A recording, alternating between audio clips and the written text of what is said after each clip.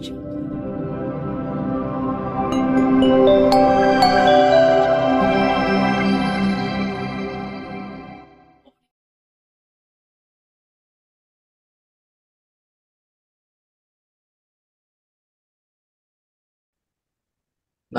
tassa bhagavato arahato sama sambuddhassa.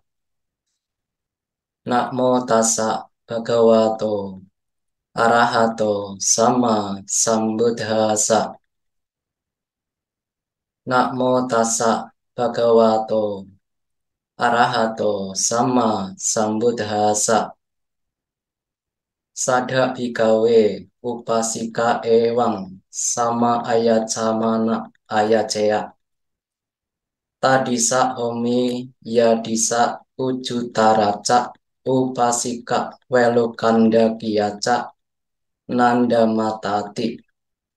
Esa bhikkhave tula ewang pamanang mama sawikanang upasikanang yadidang ujutaraca upasika welukanda kiyaca nanda matati. Para biku, seorang umat awam perempuan yang memiliki keyakinan jika beraspirasi dengan benar, maka harus beraspirasi sebagai berikut. Semoga aku menjadi seperti umat perempuan Ujutara dan Welukanda Taki Nanda Mata. Ini adalah standar dan terdalam bagi para siswa umat awam perempuan Ujutara dan Welukanda Kiyaca Nanda Mata. Selamat pagi, terpujilah Sang Buddha, Namo Buddhaya.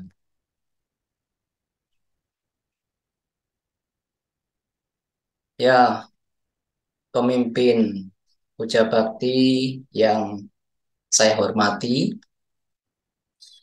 Ibu Bapak, Saudara-saudara sedama yang pada pagi hari ini telah bersama-sama melakukan kebajikan dengan memberikan penghormatan, melakukan puja kepada Tiratana, pada Buddha, Dhamma, dan Sangha. Saya mengucapkan terima kasih pada kesempatan hari ini memiliki kesempatan untuk bisa sharing Dhamma kepada umat Buddha Wihara Buddha Sakyamuni Denpasar. Tentu ini bukan suatu hal yang tiba-tiba. Di dalam agama Buddha tidak ada ujuk-ujuk, tidak ada, atau tiba-tiba tidak ada. Tetapi adanya suatu proses. Ya, saya telah diundang oleh Romo Amin. Ya, sudah lama.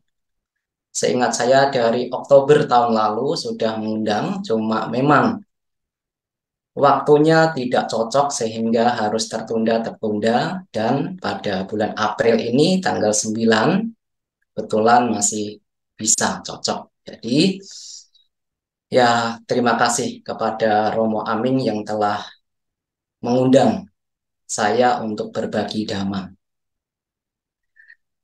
Ibu bapak saudara-saudara sedama, saya memiliki keyakinan bahwa ibu bapak ketika pergi ke wihara melakukan puja karena didasari suatu keyakinan. Ya, saya yakin bahwa karena ibu bapak memiliki keyakinan atau sadar kepada Tiratana, kepada Buddha, Dhamma, dan Sangha, ibu bapak harus mengorbankan tidak hanya waktunya, tetapi mengorbankan istirahat, mengorbankan mungkin yang harusnya jalan-jalan, tetapi rela mengorbankan semua itu untuk melakukan puja, penghormatan kepada Tiratana. Dan tentu hal yang paling kita syukuri pada pagi hari ini adalah tentang kesehatan. Kita pada hari ini masih memiliki kesehatan yang baik, sehingga masih bisa melakukan kegiatan-kegiatan aktivitas yang lain, termasuk melakukan puja. kepada Tiratana. Tentu, kalau kita mau melihat ke samping atau ke sekeliling kita, ada orang-orang yang pada hari ini tidak seberuntung kita. Mungkin sekarang ia lagi berbaring di ranjang karena ada sakit yang harus diterima, atau karena ada kesulitan di dalam hidupnya sehingga tidak bisa ikut berpuja bakti. Dan ibu bapak pada hari ini ikut atau melakukan puja. Jadi patut bersyukur ya, patut bersyukur, patut berterima kasih karena pada hari ini kita masih memiliki kesehatan yang baik. Dan ibu bapak saudara-saudara sedama, seperti yang saya tadi telah kutip di dalam Anggutara Nikaya, kalau seandainya ibu bapak ini sudah memiliki keyakinan kepada Tiratana, jangan sampai puas di situ. Ya, saya sudah Bante, saya sudah memiliki keyakinan, ya sudah, jangan sampai puas di situ. Seperti yang tadi disampaikan Sang Buddha, bahwa pada hari ini saya khusus akan membahas tentang upasika, yaitu umat awam perempuan. Ya, jadi untuk yang upasaka ya di kemudian hari lah.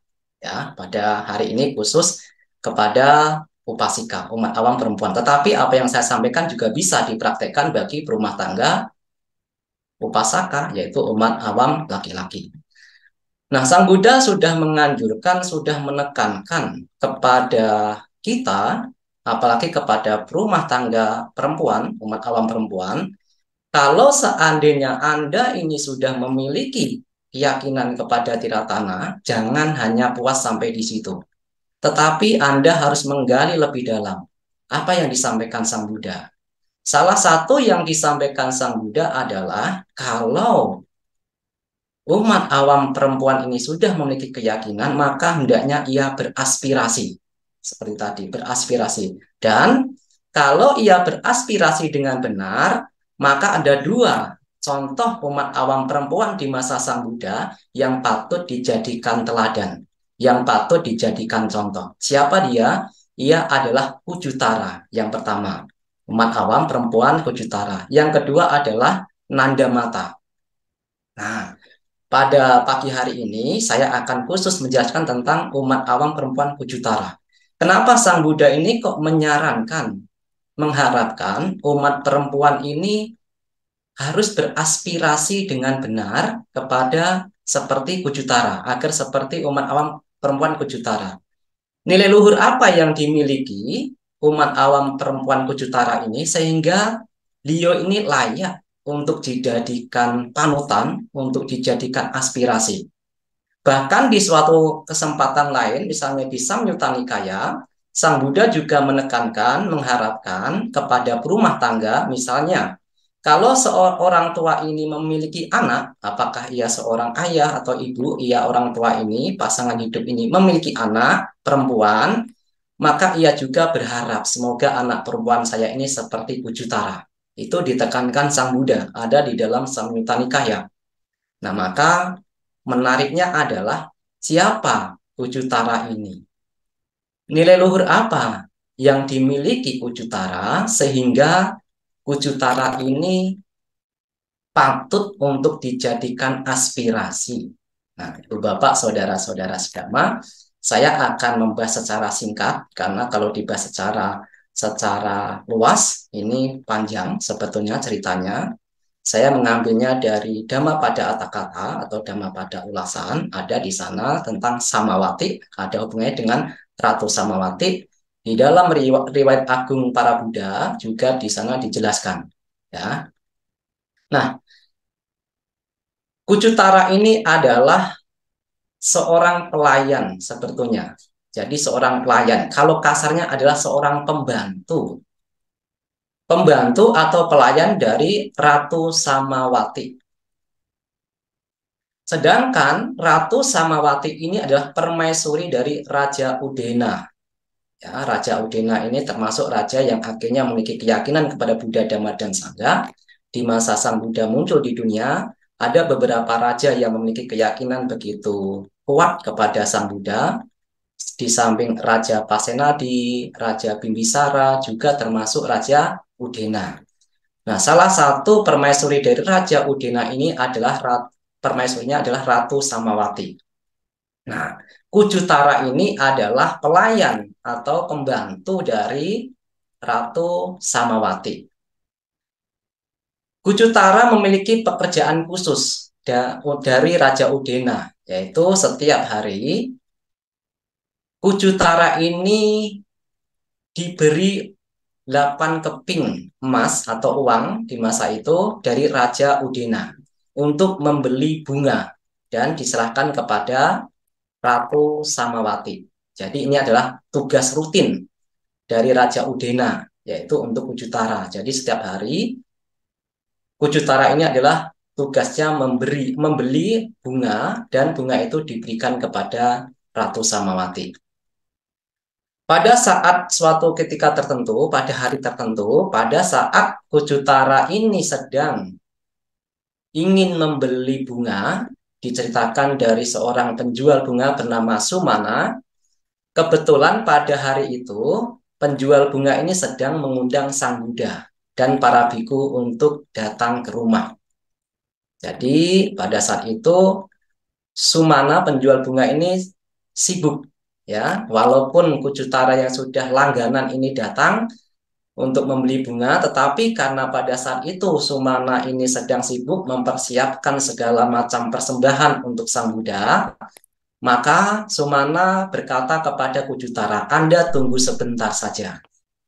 Nanti saya akan melayani Anda setelah saya selesai memberikan persembahan kepada Buddha.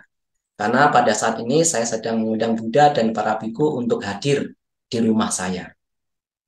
Tetapi akan lebih baik jika Anda juga kalau mau ikut membantu saya saja. Membantu saya, nanti setelah selesai, nah Anda akan saya beri bunga." Ya, maka karena mungkin pikirannya Kujutara daripada pulang lagi ke istana, ya nanti malah tangan kosong bisa dimarahin, mungkin lebih baik menunggu sampai acara yang di rumah Sumana ini selesai. Akhirnya ikut membantu memberikan persembahan kepada Sang Buddha. Dan setelah Sang Buddha sudah menerima persembahan, sudah suatu kebiasaan, setelah itu Sang Buddha memberikan anusasana atau dhamma, atau membabarkan dhamma. Sang Buddha mengetahui bahwa Kujutara ini batinnya sudah siap. Ya, Sang Buddha mengetahui batin dari Kujutara ini sudah siap. Maka ketika Sang Buddha selesai membabarkan dhamma, diceritakan Kujutara ini mampu mencapai Sotapanna. Nah ini ya. Jadi ini diingat-ingat ibu umat awam perempuan. Yang pertama adalah Kujutara ini sudah mampu mencapai Sotapanna dengan cara mendengar dhamma yang diajarkan oleh Sang Buddha. Nah, ketika Kujutara telah mendapatkan manfaat dari dhamma, telah mampu menembus dhamma, maka setelah itu pun, setelah acara selesai, Kujutara pun membeli bunga tersebut dan diberikan kepada Ratu Samawati. Ketika sampai di istana, Ratu Samawati ini agak kaget, agak heran. Kenapa kagetnya? Berbeda. Berbedanya bukan dari raut wajah Kujutara yang sudah mencapai Sotapanna, tetapi yang herannya adalah, kagetnya adalah, yang biasanya Kujutara ini hanya membawa bunga tidak lebih besar daripada hari ini, biasanya separuh, hanya sedikit, tetapi di hari itu Kujutara ini membawa bunga yang lebih banyak daripada hari-hari yang lalu. Maka Ratu Samawati pun bertanya, apakah Raja Udena ini memberikan uang lebih untuk hari ini, sehingga Anda membawa bunga lebih banyak daripada hari-hari yang kemarin? Kujutara mengatakan bahwa, oh tidak Ratu, Raja Udena memberikan sama persis seperti di hari-hari yang lalu. Lalu kenapa bunga hari ini kok lebih banyak daripada hari-hari yang lalu? Kujutara pun menjawab, oh Ratu, kalau di hari-hari yang lalu saya ini korupsi. Jadi kalau raja memberikan 8 keping emas, saya hanya menggunakannya 4 keping. Sedangkan yang keping saya masukkan ke dalam kantong pribadi. Nah, korupsi ya. Pelayan itu juga ada yang korupsi juga. Nah, bukannya bukannya Ratu Samawati ini marah, bukan. Bukannya marah terus menghina, terus mencerca kamu, pembantu kamu, pelayan, kamu telah mengorupsi atau mencuri. Kamu pergi dari rumah saya. Bukan seperti itu. Ratu Samawati bukan seperti itu. Ratu Samawati lantas bertanya, kenapa? Kenapa sekarang Anda berbeda? Kenapa Anda sekarang tidak mengambil yang 4 keping, sedangkan dibelikan semua? Nah, itu yang ditanyakan oleh Ratu Samawati. Kujutara lantas menjawab, oh Ratu, sekarang saya sudah mampu memahami Dhamma. Maka saya pun sekarang membelikan semuanya. Saya sudah mendapatkan manfaat dari Dhamma. Dhamma ini telah mengubah perilaku saya. Maka yang tadinya saya pencuri, sekarang saya akan membelikan semua dari uang dari Raja Udena. Ratu Samawati yang menjawab jawaban seperti itu, begitu sangat tertarik sekali.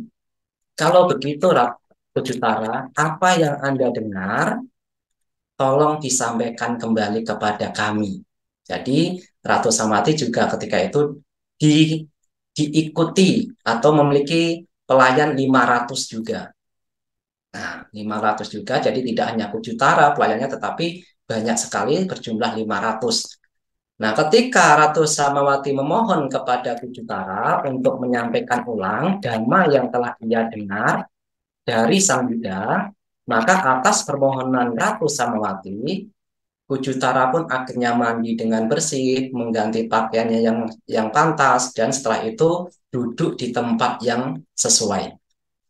Ketika Kujutara ini sudah mempersiapkan dirinya dengan baik, badannya sudah bersih, pakaiannya juga sudah bersih, duduk di tempat yang sesuai, pada saat itulah Kujutara ini mengulang apa yang pernah didengar, apa yang telah didengar dari Sang Buddha, diulang kembali kepada Ratu Samawati dan kepada 500 pelayannya. Dan di akhir dari penyampaian dhamma yang dilakukan, yang diucapkan oleh Kujutara, Ratu Samawati dan ke-500 pelayannya mampu mencapai Sotapanna. Jadi sudah dua hal menarik ya Ibu Bapak ya. Yang pertama adalah Kujutara mampu mencapai Sotapanna dengan mendengar dhamma dari Sang Buddha. Yang kedua adalah Kujutara ini mengulang apa yang didengar dari Sang Buddha, yang mendengarnya mampu mencapai Sotapanna. Ratu Samawati dan 500 pelayannya. Nanti Ibu Bapak bisa mencari siapa upasika yang mampu seperti Kujutara. Membabarkan dhamma yang mendengarkan mampu mencapai Sotapanna.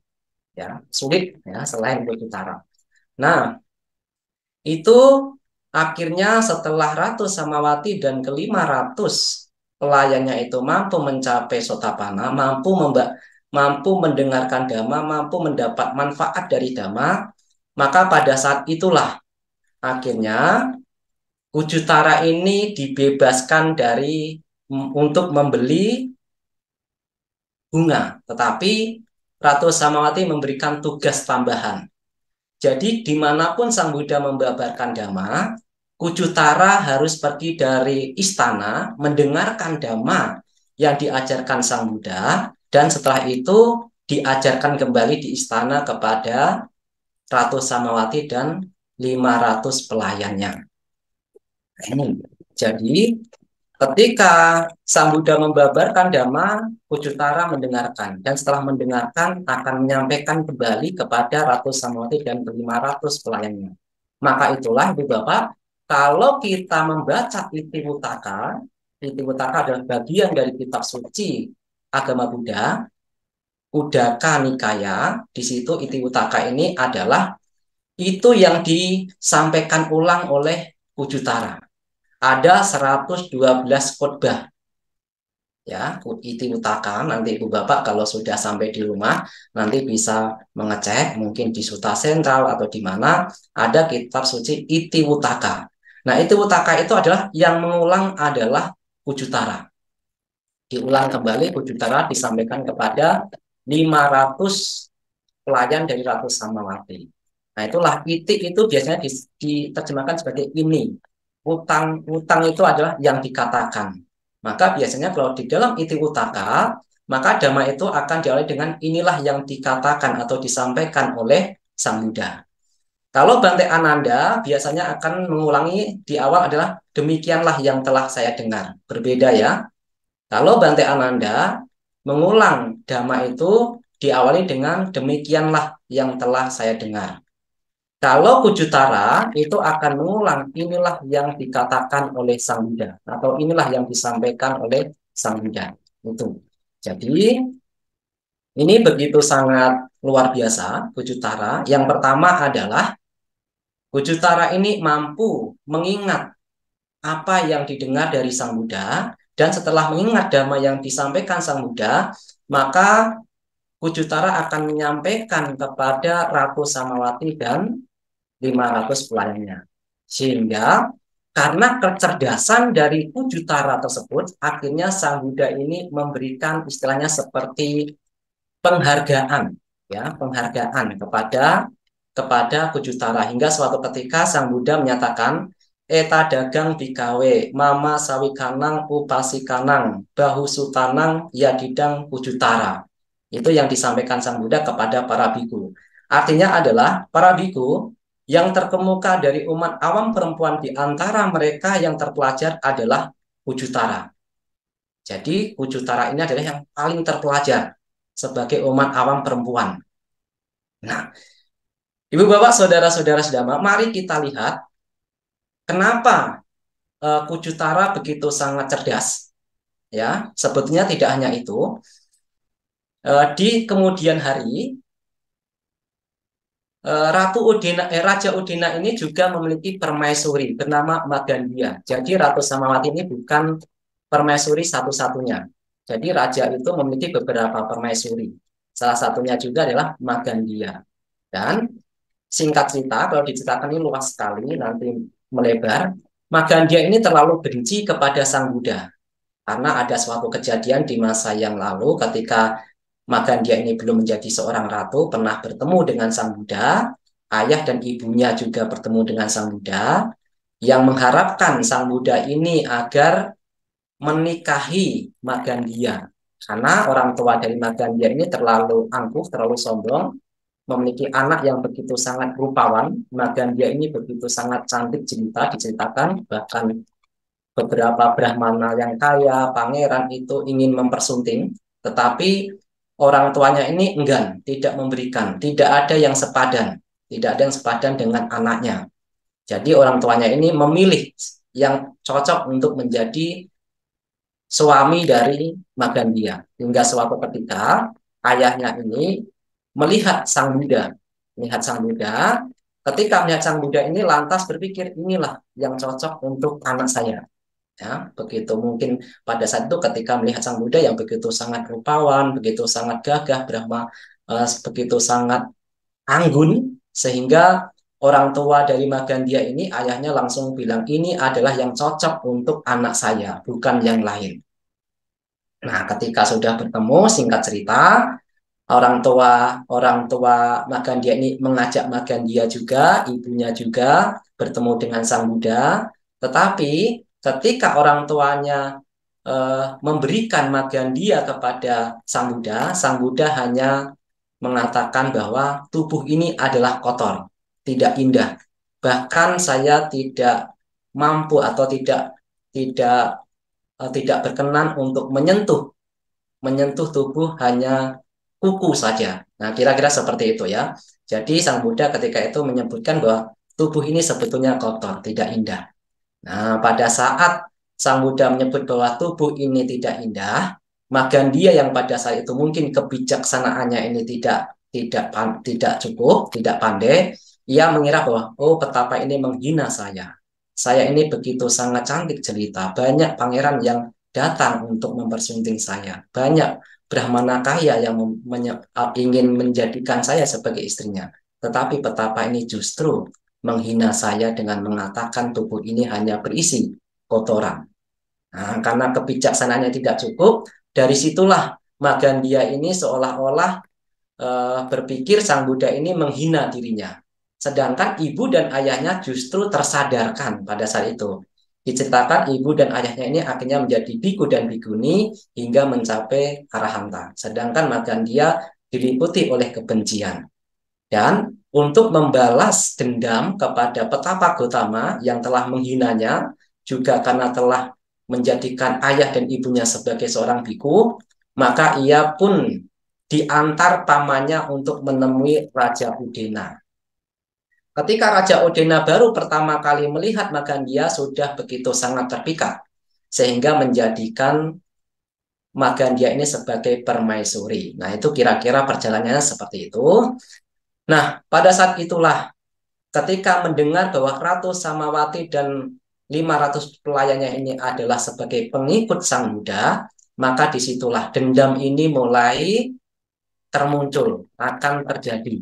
Nah, singkat cerita, karena Magandia begitu sangat dendam kepada Sang Buddha, apalagi juga kepada para siswanya, maka di suatu kesempatan, Ratu Samawati dan ke-500 pelayannya itu dikurung di istana.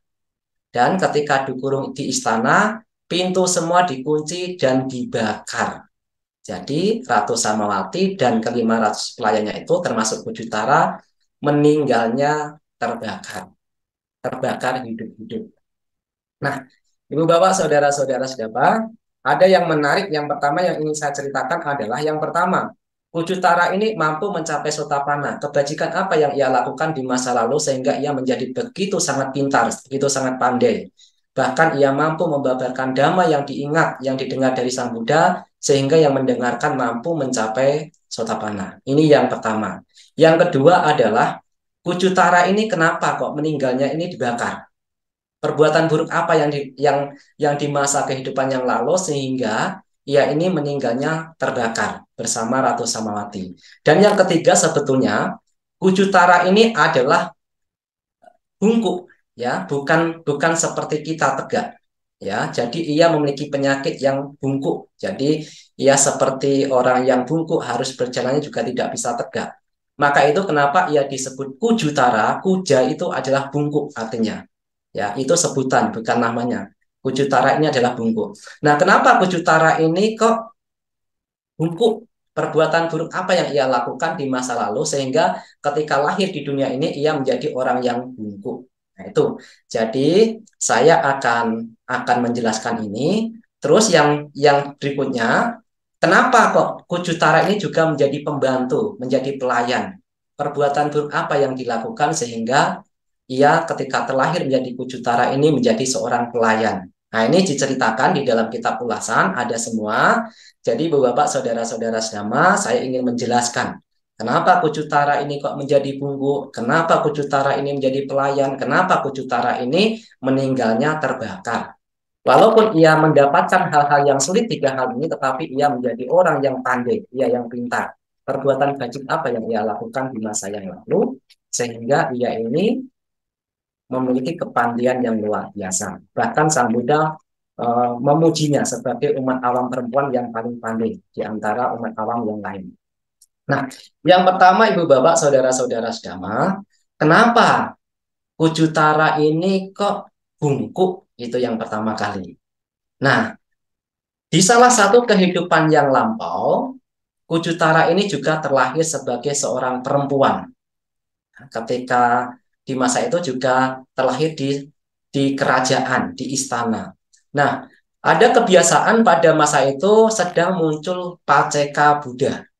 Di masa itu munculnya bukan sama-sama Buddha, tetapi Paceka Buddha. Di kerajaan tersebut sedang dihadiri atau sedang ada 8 Paceka Buddha. Nah, ketika Paceka Buddha tersebut salah satunya ada yang bungkuk, ya. Jadi berjalannya itu membungkuk, ada bungkuk. Nah, pada saat itu mungkin perempuan ini yang Kujutara ini hanya untuk berguyon, hanya untuk bercanda, ia menirukan gaya berjalannya Paceka Buddha tersebut. Kalau Paceka Buddha itu berjalannya membungkuk, ia pun ikut seperti Paceka Buddha tersebut membungkuk, mengolok-ngolok. Nah ini ya hati-hati ya. Jadi kalau biasanya di masyarakat ini ada yang terbiasa untuk menirukan gaya seseorang hanya untuk mengolok-olok, hanya untuk bercanda. Tetapi dengan kasus Kujutara ini, masalahnya adalah yang diolok itu adalah Paceka Buddha yang memiliki sila yang sempurna. Ini berbahayanya. Ya, ini berbahayanya. Ketika Kujutara ini mengolok-olok, bercanda dengan cara menirukan gaya berjalannya seorang Paceka Buddha yang bungkuk, maka inilah salah satu perbuatan buruknya. Ya, salah satu perbuatan buruk yang harus diterima adalah ketika terlahir menjadi Kujutara, ia menjadi perempuan yang berjalan membungkuk. Nah, ini yang pertama, jadi kita sebaiknya ya, walaupun bukan satu-satunya perbuatan buruk itu, tetapi menghindari lah ya, menghindari untuk mengolok-olok orang lain, baik dari fisik, dari apapun itu. Bahkan kalau tidak hati-hati, beberapa hari yang lalu saya pernah membaca sebuah berita, ada seorang anak siswi SMK itu sedang ditemukan jenazahnya di sumur tua. Ya, ketika jenazah itu diangkat, ternyata jenazah itu adalah kasus pembunuhan. Ya, kasus pembunuhan. Ketika ini adalah kasus pembunuhan, maka polisi pun akhirnya mencari dalam pembunuhan tersebut. Polisi ini begitu sangat pintar menurut saya, tidak membutuhkan waktu lama. Saya membacanya hanya beberapa hari. Pembunuhan ini pun akhirnya tertangkap, ya, tertangkap. Jadi kita tidak boleh berpikiran tidak apa-apa, berbuat jahat nanti juga polisi tidak tahu. Nah, sulit sekali, ya. Polisi ini juga termasuk pintar juga. Kadang yang sudah lari kemana saja itu kadang juga bisa tertangkap. Nah, salah satunya ini hanya beberapa hitungan hari pembunuhan kasus siswi yang meninggal itu juga tertangkap. Nah, ketika ditanya, kenapa Anda ini kok membunuh siswi tersebut? Ternyata yang membunuh ini adalah seorang pemuda. Dan pemuda itu menjawab, karena ia mengolok-olok bentuk fisik saya. Atau body shaming ya.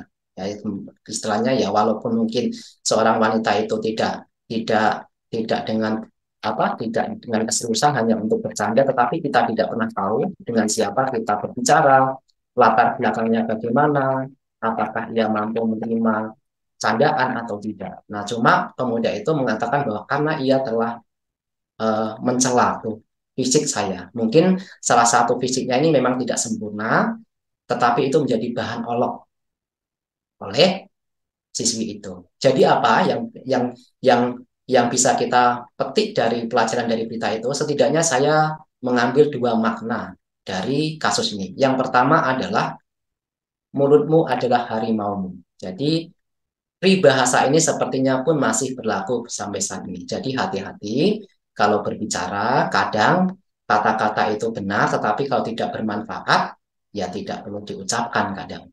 Kalau kata-kata itu benar, bermanfaat, ya itu boleh diucapkan. Itu yang disampaikan oleh Sang Buddha. Jadi Sang Buddha ini hanya mengucapkan dua hal, tidak mengucapkan lebih dari dua hal. Kalau kata-kata itu benar, kata-kata itu bermanfaat, walaupun tidak disenangi, tidak disukai, Sang Buddha mengetahui kapan untuk berbicara. Ya, Sang Buddha mengetahui. Yang kedua adalah kata-kata itu benar, kata-kata itu bermanfaat, walaupun itu disukai, disenangi, Sang Buddha juga mengetahui kapan waktunya untuk berbicara. Hanya dua hal ini. Artinya bahwa kata-kata itu benar, kata-kata itu bermanfaat. Kadang kata-kata itu sudah tidak bermanfaat, kadang-kadang kita asal nge-share, asal kirim pesan. Misalnya, ketika ibu bapak pergi ke wihara, terus melihat ada orang yang kecelakaan, ibu bapak foto. Setelah itu Anda jadikan status. Bante ini kan benar kasusnya, benar bahwa ada kecelakaan, iya benar. Tetapi apa manfaatnya? Coba dilihat lagi. Kalau kita membuat status ada kecelakaan, di situ mungkin ada darah, setelah itu ada yang melihat, kenapa orang ini kok statusnya kok orang kecelakaan dan ada darahnya. Padahal kan tidak semua ketika melihat darah itu bisa menerima. Kadang ada orang yang alergi terhadap darah. Nah itu, jadi walaupun itu benar, tetapi coba kita melihat lagi, manfaatnya apa ini? Ya, kalau tidak ada manfaatnya, ya lebih baik disimpan dulu. Tetapi saya pengen share berita ini, Bante, boleh di-share. tetapi ke HP sendiri. Ya, gitu aja. Nah, gitu. Ini yang pertama. Jadi hati-hati dengan ucapan kita. Kadang peribahasa di masyarakat ini masih berlaku menurut saya. Mulutmu harimaumu. Dan ada lagi sekarang tambah lagi yaitu jari-jarimu jerujimu. Nah, sudah ada yang kasus bahkan eh, mantan pejabat negara saja bisa masuk penjara gara-gara tidak mampu untuk menjaga eh,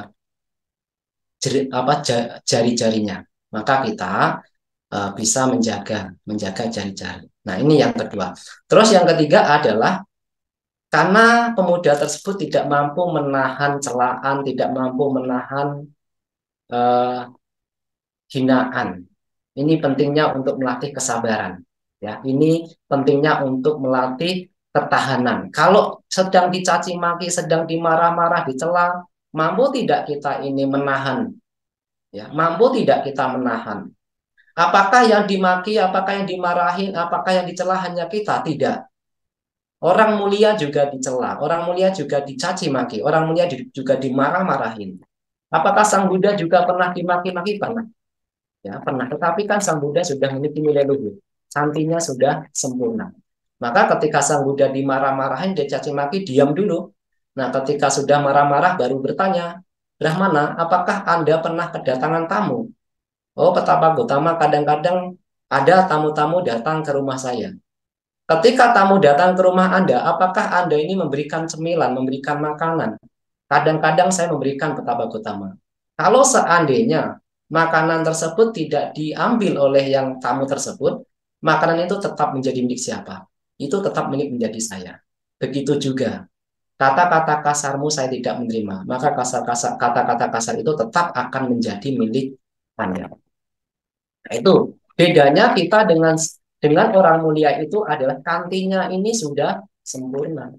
Nah, inilah kita ini sedikit demi sedikit melatih bagaimana kesabaran, ketabahan kita ini berkembang. Ketika kita dicaci maki, dimarah-marahin, dicela, coba kita melihat ke dalam diri terlebih dahulu. Ini yang salah siapa? Kalau seandainya yang salah diri sendiri, memang patut untuk dicela, ya berusaha untuk berbuat mengubah diri itu jauh lebih baik daripada kembali menyerang. Kalau seandainya yang salah adalah orang lain, kita tidak melakukan seperti yang dicela, ya sedikit demi sedikit dhamma yang telah dipelajari, dhamma yang telah didengar itu dipraktekkan ke dalam. Oh, memang betul apa yang dikatakan oleh Sang Buddha. Orang diam dicela, sedikit bicara dicela, apalagi banyak bicara juga patut juga dicela. Maka di dunia ini tidak ada orang yang tidak dicela. Oh ya sudahlah.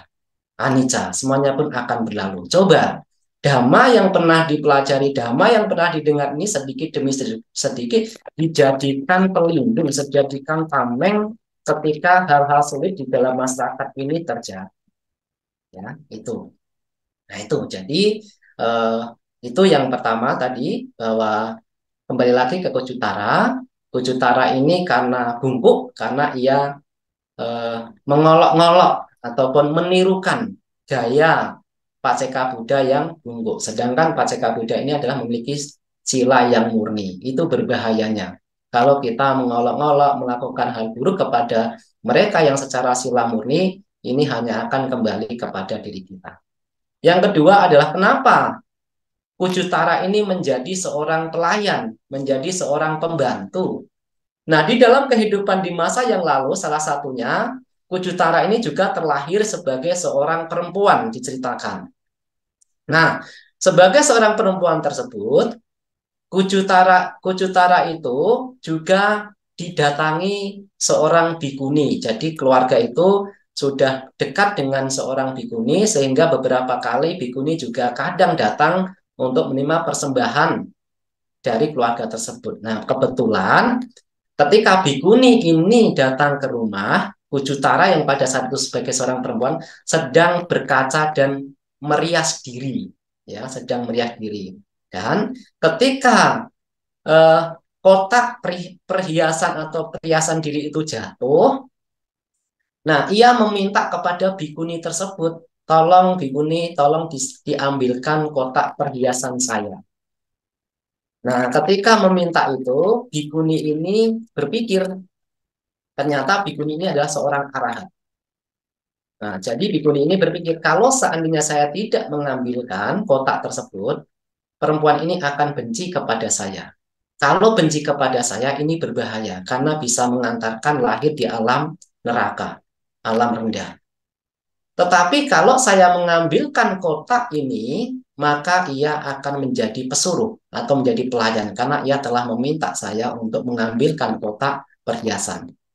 Nah, akhirnya bikuni ini mengambil akibat yang paling kecil, yaitu karena rasa sayangnya kepada keluarga itu, akhirnya bikuni ini yang telah mencapai arahat ini mengambilkan kotak perhiasan tersebut dan diberikan kepada perempuan itu. Hingga akhirnya ketika terlahir menjadi Kujutara, ia terlahir menjadi seorang pelayan.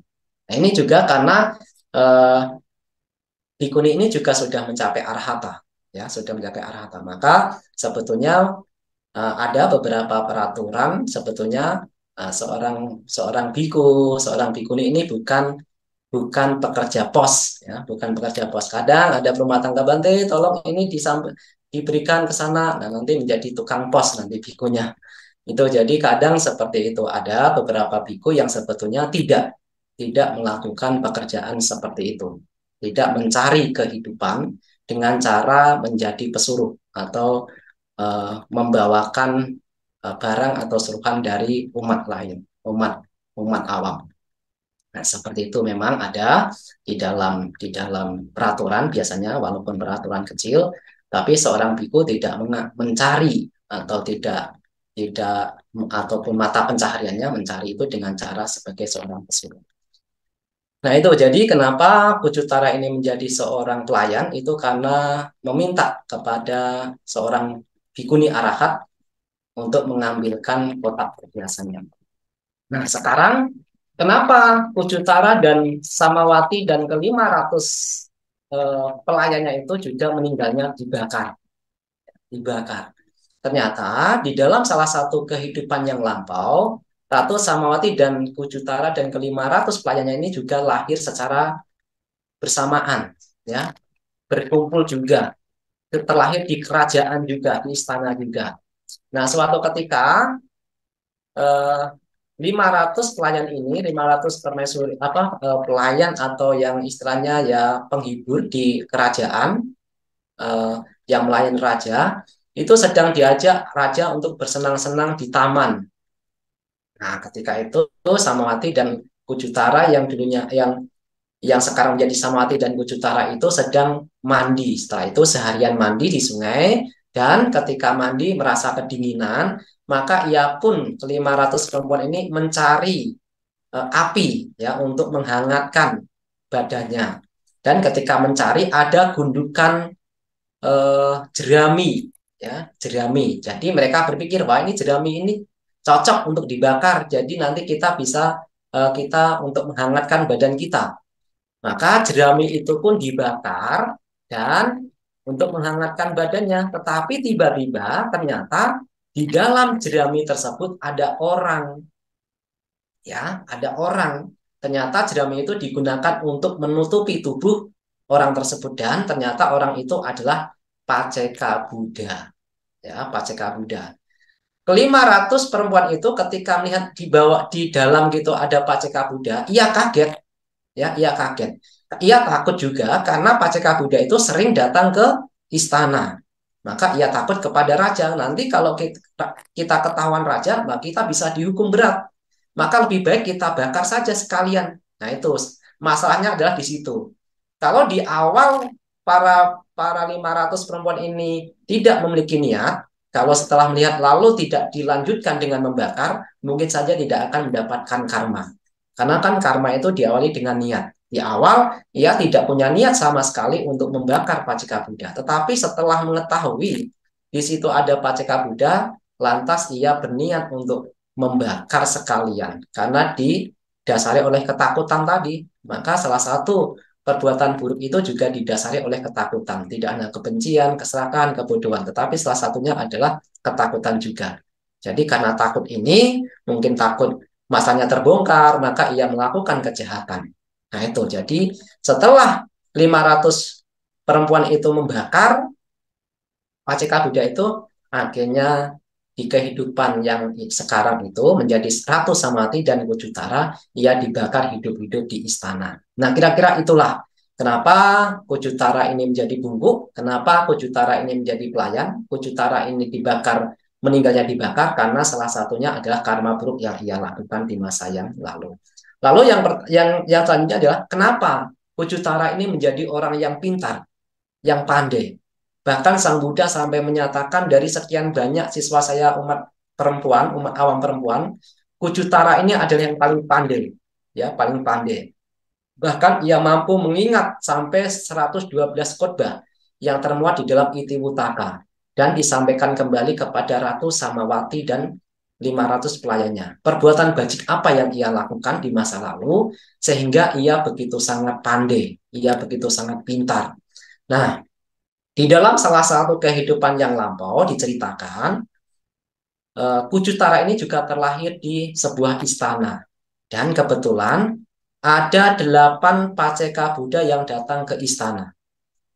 Dari 8 Paceka Buddha itu, Kujutara mengambil patah mangkok untuk diisi dengan berbagai macam makanan. Tetapi masalahnya adalah makanan itu masih panas. Sehingga patah itu juga akan kepanasan. Sehingga para Paceka Buddha itu ketika memegang patah tersebut, telapak tangannya ini kepanasan. Jadi telapak tangan dari kanan dikembalikan ke kiri, kembali lagi ke kanan gitu, dibolak-balik karena kepanasan. Nah, Kujutara yang melihat bahwa Paceka Buddha ini kepanasan sehingga harus membolak-balikan Paceka Buddha, patah tersebut, ia teringat punya 8 gelang, ya 8 gelang yang sedang dipakai, akhirnya dicopot, diambil dan diserahkan kepada Paceka Buddha sebagai alas, alas di telapak tangannya sehingga tidak kepanasan karena dijadikan alas dari bata tersebut. Nah, inilah disebutkan bahwa karena kecerdikan, karena kecerdasan dari Kujutara itu membebaskan Paceka Buddha itu dari kepanasan itulah. Kujutara ini sehingga terlahir yang ini yang menjadi Kujutara, ia begitu sangat pandai. Ya, Ibu Bapak, jadi jangan masa bodoh ya. Jadi kita patut untuk inisiatif, untuk menggunakan pikiran kita, kecerdasan kita. Kalau Ibu Bapak ditanya mungkin anaknya 1 tambah 1 berapa Bu? Tidak tahu. Nah, nanti tidak tahu beneran. Ya, tidak tahu beneran. Harus harus inisiatif, harus digunakan kecerdasan ini. Apalagi di kecerdasan untuk kemajuan Buddha Dhamma. Begitu juga saya telah dihubungi oleh Romo Aming sudah lama sekali dari Oktober. Walaupun saya menyatakan belum bisa, tetapi Romo Aming ini mengejar terus. Nanti ada waktu, akhirnya ya April. Tetapi itulah. Jadi ketika kita melakukan segala sesuatu karena kebajikan, tentu itu akan kebahagiaan munculnya. Mencari pembicara, mencari ceramah itu adalah kebajikan. Kalau itu dilakukan ini karena kebajikan, nanti banyak orang yang bisa mendengarkan dhamma, siapa tahu nanti ada orang yang bisa mendapatkan manfaat dari dhamma. Nah, ini adalah memiliki manfaat yang luar biasa, termasuk yang sebagai dayaka, sebagai pengurus wihara. Bagaimana ia berpikir agar wihara ini nanti banyak memberikan manfaat bagi para umat Buddha. Nah, ini kebajikannya luar biasa menurut saya, ya. Jadi menurut saya ini kebajikannya luar biasa. Maka berjuanglah Ibu Bapak, saudara-saudara sedama selagi kita masih sehat, masih memiliki kesempatan, ini patut untuk berjuang. Ya, itulah Ibu Bapak, saudara-saudara sedama. Maka kalau ibu-ibunya umat awam perempuan upasika ingin seperti Kujutara, coba ketika upasika ini mendengarkan dhamma, coba meniru cara Kujutara, didengarkan dengan baik-baik, diingat dengan baik-baik, direnungkan dengan baik-baik, dicocokkan dengan Tipitaka, setelah itu diulang kembali. Tidak harus menjadi penceramah di wihara, tidak harus. Kepada pasangan hidupnya ketika sedang berada di rumah makan bersama, tadi saya mendengarkan ceramah dari Bante loh, seperti ini ceramahnya. Itu kan mengulang kembali seperti yang dilakukan oleh Kujutara. Kalau seandainya tidak kepada pasangan hidupnya, kebetulan pasangan hidupnya tadi ikut kepada anak-anak di rumah, anak-anak nanti kalau ke sekolah jangan mengambil milik orang lain ya. Itu kan juga termasuk sudah sudah membabarkan dhamma. Kalau tidak kepada anak-anaknya, ya kepada orang tuanya yang kebetulan memang tidak datang ke wihara, diulang lagi. Kalau tidak kepada orang tuanya, ya kepada sahabatnya, kerabatnya, walaupun cuma cuma beberapa orang. Tidak harus ceramah di dalam wihara. Wah, Bante, saya tidak berani kalau ceramah di depan wihara, tidak tahu, tidak apa-apa. Tidak apa-apa. Kepada pasangan hidupnya, kepada anak-anaknya, kepada orang tuanya, itu juga kalau kita membabarkan apa yang disampaikan oleh Sang Buddha, artinya kita juga membabarkan dhamma. Membabarkan dhamma artinya berdana yang luhur. Siapa tahu dengan cara kita ke kebaikan kita, dengan cara gaya bicara kita kepada pasangan hidup, kepada anak-anak, justru anak-anak dan pasangan hidup itu mampu mengubah sikapnya menjadi lebih baik. Kan itu justru akan mendapatkan manfaat yang lebih banyak daripada eh, membabarkan dhamma di wihara, tetapi yang mendengarkan tidak